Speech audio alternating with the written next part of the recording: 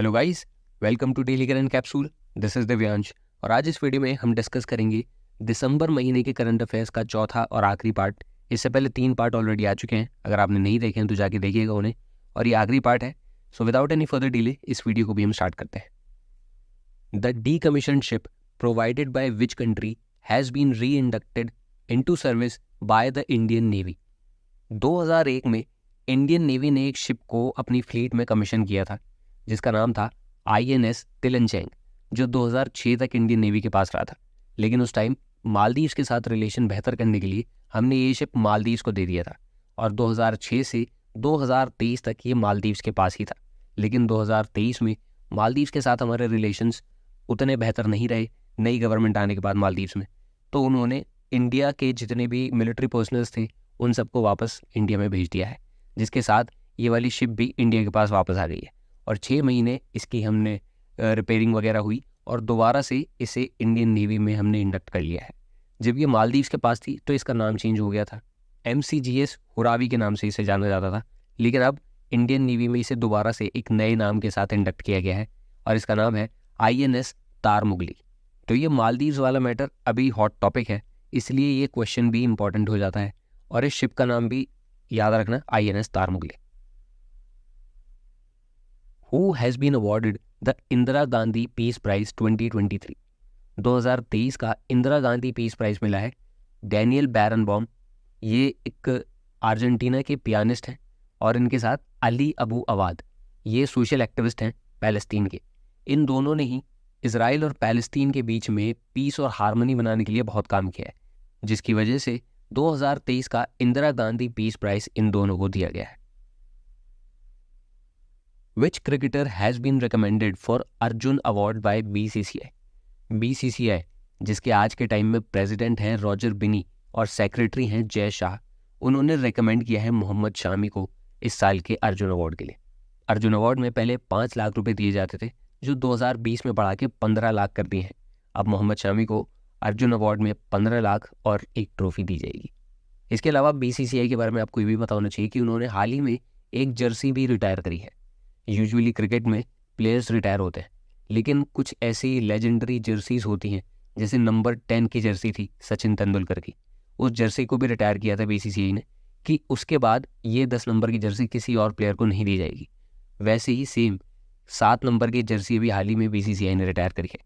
वो जर्सी है महेंद्र सिंह धोनी की। अब ये 7 नंबर की और 10 नंबर की जर्सीज ऐसी हैं जिन्हें रिटायर कर दिया है और ये किसी और प्लेयर को आगे नहीं दी जाएंगी। Youth for Unnati and Vikas with AI initiative is a collaboration between Ministry of Electronics and Information Technology and which company? ये इनिशिएटिव लॉन्च किया है ministry of electronics and IT और इंटेल इंडिया ने मिलकर। इसमें इनका एम है 8 से 12वीं क्लास तक के बच्चों को आर्टिफिशियल इंटेलिजेंस की स्किल से एम्पावर करना। इससे फ़ायदा ये होगा कि उन्हें स्कूल में ही पता चल जाएगा कि AI के क्या फ़ायदे हैं, क्या नुकसान है। मतलब शुरू से ही उन्हें AI के प्रोज एंड कॉन्स के बारे में अवेयरनेस रहेगी। Which is the first Indian airline to carry 100 million passengers in a year? एक साल में 100 मिलियन यानी कि 10 करोड़ पैसेंजर्स को कैरी किया है इंडिगो ने। और ये रिकॉर्ड है क्योंकि अभी तक कोई भी ऐसी इंडियन एयरलाइन नहीं थी जिसने एक साल के अंदर 10 करोड़ पैसेंजर्स को कैरी किया हो।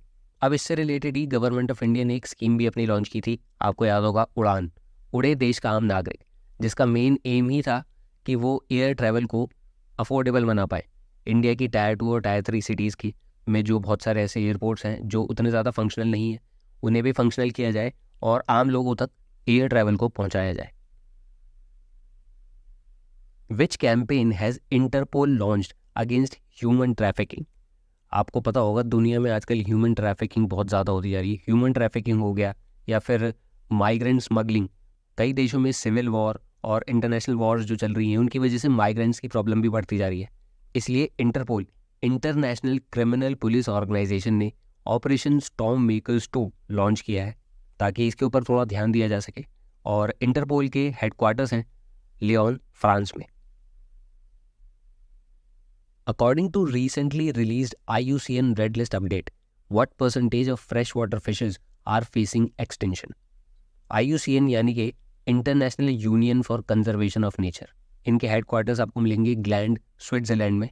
और इन्होंने एक रिपोर्ट निकाली थी अभी, जिसमें इन्होंने बताया कि 25% fresh water fishes are facing extinction.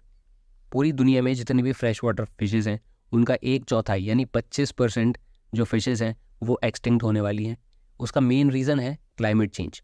Climate change भी है, ग्लोबल वार्मिंग की वजह से पानी का टेम्परेचर बढ़ता जा रहा है, जिसकी वजह से कोरल ब्लीचिंग भी हो रही है और फिशेज़ भी मर रही हैं।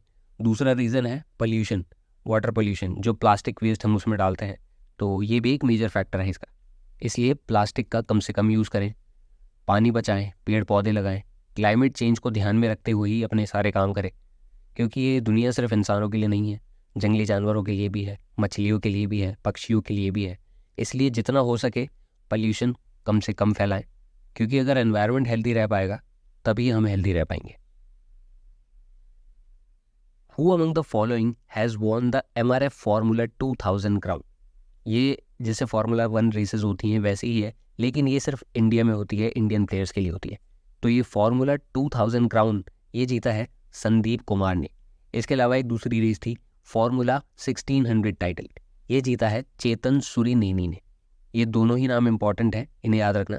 2000 वाला संदीप कुमार ने जीता है और 1600 वाला चेतन सूरीनेनी ने। What is the word smishing used for? That was in news recently. अभी हाल ही में एक नया वर्ड आया है मार्केट में, स्मिशिंग। ये दो वर्ड्स को मिला के बनाया गया है, SMS और फिशिंग। ये यूज़ किया जाता है साइबर क्राइम के लिए। आप जानते होंगे जैसे फिशिंग ईमेल्स होते हैं जिसमें आपके ID पासवर्ड्स वगैरह मांगे जाते हैं और OTPs आपसे मांगे जाते हैं मेल के ज़रिए। वैसे ही जो SMS करके आपसे ये डिटेल्स निकलवाते हैं उसे स्मिशिंग कहते हैं। PM College of Excellence will be established in all the districts of which state? PM College of Excellence, इनकी अनाउंसमेंट करी थी मध्य प्रदेश के नए chief minister doctor Mohan Yadav ने अपनी पहली प्रेस कॉन्फ्रेंस में। उसमें उन्होंने बताया था कि मध्य प्रदेश में जितने भी डिस्ट्रिक्ट्स हैं 52, उन सभी डिस्ट्रिक्ट्स में ये PM कॉलेज ऑफ एक्सेलेंस खोले जाएंगे। और न्यू एजुकेशन पॉलिसी 2020 में जो आई थी उसके अंडर ही इन कॉलेजेस में पढ़ाया जाएगा।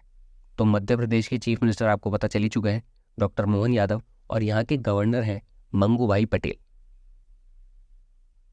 Where is the United Nation climate change conference COP29 be held in 2024? 2024 में COP29 की मीटिंग होगी आज़रबैजान में। आज़रबैजान की कैपिटल है बाकू, जहाँ पे ये मीटिंग होगी। और ये क्लाइमेट चेंज से रिलेटेड सबसे बड़ी मीटिंग होती है जिसमें 197 कंट्रीज इसमें पार्ट लेंगी और अपने अपने सुझाव रखेंगी क्लाइमेट चेंज को टैकल करने के लिए। आपको याद होगा पिछले साल भी कोप की एक मीटिंग हुई थी COP28 जो हुई थी दुबई में, और इस साल 2024 में होगी आज़रबैजान में। अगले साल COP30 ये होगी ब्राज़ील में, ये भी याद रखना। Who has been honored with the Visionary Leader Icon Award for the year 2023? 2023 में विजनरी लीडर का अवार्ड मिला है डॉक्टर श्रीनिवास नायक धरावत को।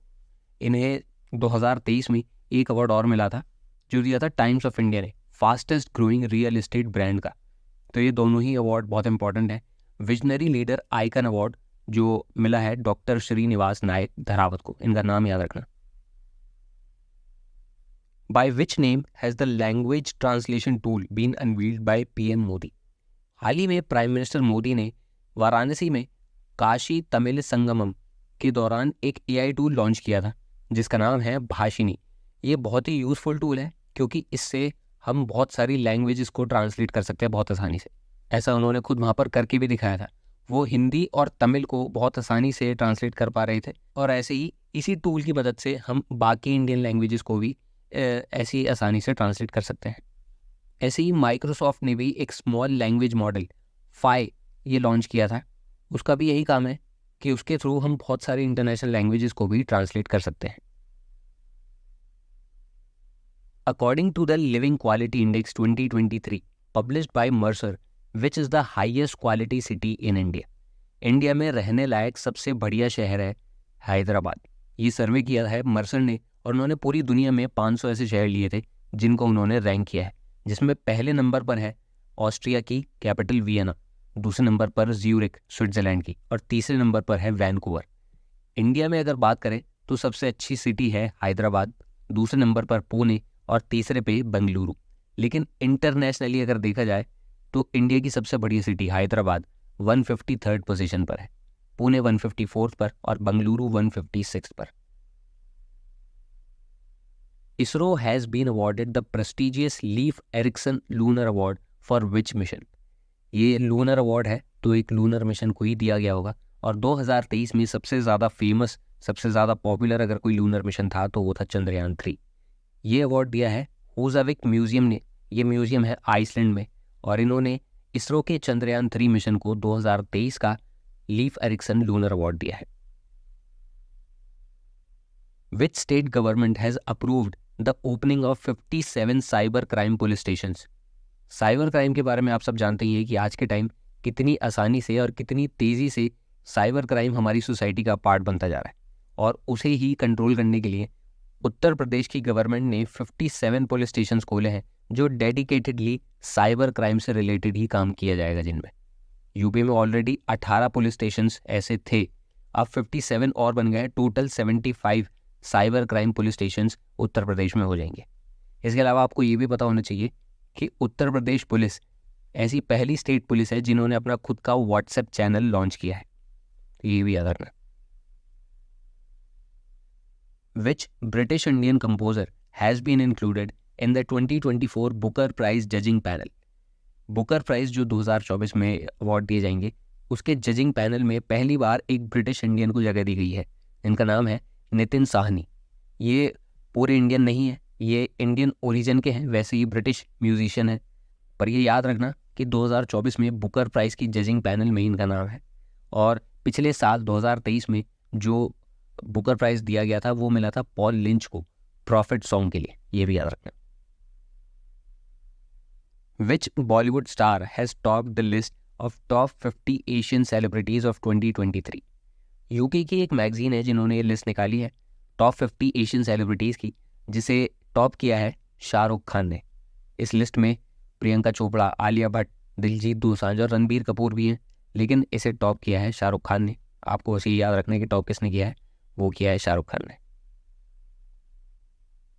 Gelephu smart city project is related to which country. Gelephu smart city ये बनाई जाएगी भूटान में। भूटान के जो राजा हैं जिग्मे खेसर नामग्याल वांगचुक, वो इंडियन बॉर्डर्स के पास एक इंटरनेशनल सिटी बनाना चाहते हैं, और ये बनाई जाएगी माइंडफुलनेस सिटी के कॉन्सेप्ट पे। इस सिटी को बनाने के पीछे जो उनका मेन मोटिव है वो है ट्रेड को बढ़ाना, इन्वेस्टमेंट को अट्रैक्ट करना और भूटान में जॉब अपॉर्चुनिटीज क्रिएट करना वहाँ के लोगों के लिए। Who has won the title of miss India USA 2023। ये यूएसए में जो इंडियंस रहते हैं उनके लिए कंडक्ट किया जाता है ये, और इसका टाइटल 2023 का जीता है रिजुल मैनी ने। Miss India USA Rijul many. इसके अलावा 2023 में जो मिस इंडिया बनी थी वो है नंदिनी गुप्ता, मिस वर्ल्ड जो बनी थी वो है क्रिस्टीना पिस्कोवा, और मिस यूनिवर्स जो बनी थी उनका नाम है शेनिस पलासियोस। ये तीनों ही इंपॉर्टेंट हैं 2023 में, तो साथ में ही भी याद रखना। Which Indian has recently conquered Antarctica's highest peak Mount Vinson. Antarctica की जो हाईएस्ट पीक है माउंट विंसन, इसे स्केल किया है शेख हसन खान ने। ये केरला गवर्नमेंट के एक एम्प्लॉई हैं, 36 साल के हैं, और इससे पहले भी ये कई बार कई अलग अलग माउंटेन्स को क्लाइम कर चुके हैं, जैसे माउंट एवरेस्ट पे भी ये जा चुके हैं। माउंट देनाली जो नॉर्थ अमेरिका की हाईएस्ट पीक है उसे भी स्केल कर चुके हैं। माउंट किलिमंजारो ये अफ्रीका की हाईएस्ट पीक है, इसे भी स्केल कर चुके हैं। और यूरोप की जो हाईएस्ट पीक है माउंट एल्ब्रूस, उसे भी ये स्केल कर चुके हैं। और अब इन्होंने अंटार्कटिका की जो हाईएस्ट पीक है माउंट विंसेंट, उसे भी स्केल किया है। तो इम्पॉर्टेंट नाम हो जाता है अब ये शेख हसन खान, याद रखिएगा। Satwik Sairaj Rankireddy and Chirag Shetty will be awarded the Major Dhyan Chand Khel Ratna award 2023. Which game are they related to? इन दोनों का नाम आपने पिछले साल बहुत ज़्यादा सुना होगा, क्योंकि बैडमिंटन से रिलेटेड ज़्यादातर कॉम्पिटिशन्स में ये गोल्ड मेडल लेकर आए हैं, और बैडमिंटन डबल्स में नंबर 1 रैंक होल्डर हैं ये दोनों, सात्विक साईराज रंकीरेड्डी और चिराग शेट्टी। इन्हें इस साल मेजर ध्यानचंद अवार्ड दिया गया है, जिसे पहले हम राजीव गांधी खेल रत्न अवार्ड देते थे, जिसके कैश प्राइस भी बढ़ा के 25 लाख कर दिया है। इस अवार्ड से इन्हें ऑनर किया जाएगा, और ऑब्वियसली ये दोनों बैडमिंटन प्लेयर हैं, आप सब लोग इन्हें जानते होंगे, कई बार नाम सुना है इनका, तो ये बैडमिंटन फील्ड से रिलेटेड है। Which countries film children of nobody has won the best film award at the KIFF? Kolkata international film festival. ये जैसे बाकी इंटरनेशनल फिल्म फेस्टिवल्स होते हैं जैसे गोवा वगैरह में होते हैं, वैसे ही कोलकाता में भी एक इंटरनेशनल फिल्म फेस्टिवल होता है। और ये हमारे लिए इम्पॉर्टेंट इसलिए है क्योंकि इसमें जो मूवी जीती है चिल्ड्रन ऑफ नोबडी, ये एक इजरायली फिल्म है जिसे बेस्ट फिल्म का अवार्ड दिया गया है इस इंटरनेशनल फिल्म फेस्टिवल में। और इसमें जो अवार्ड दिया जाता है उसे गोल्डन बंगाल टाइगर अवार्ड बोलते हैं। जैसे इंटरनेशनल फिल्म फेस्टिवल्स में गोल्डन पीकॉक अवार्ड होता है, वैसे ही इसमें कोलकाता इंटरनेशनल फिल्म फेस्टिवल में उसे गोल्डन बंगाल टाइगर अवार्ड बोलते हैं, जो एक Israeli film children of nobody को दिया गया है इस साल। Who has won his first senior national snooker title recently? जब स्नूकर की बात आती है तो दिमाग में नाम आता है पंकज अडवाणी का, लेकिन इस बार ये अवार्ड उन्होंने नहीं जीता है। ये अवार्ड मिला है सौरव कोठारी को। इन्होंने पारस गुप्ता को हराया है और पहला सीनियर नेशनल स्नूकर टाइटल इन्होंने जीता है, सौरव कोठारी। ओके गाइस, तो आपके चौथे पार्ट के 25 क्वेश्चंस पूरे हो चुके हैं और ये दिसंबर के करंट अफेयर्स यानी 2023 के जनवरी से लेकर दिसंबर तक की आपकी पूरी प्लेलिस्ट तैयार हो चुकी है। इनका रिवीजन अच्छे से करिएगा, मन लगा के पढ़ाई करिएगा and I will see you in the next class.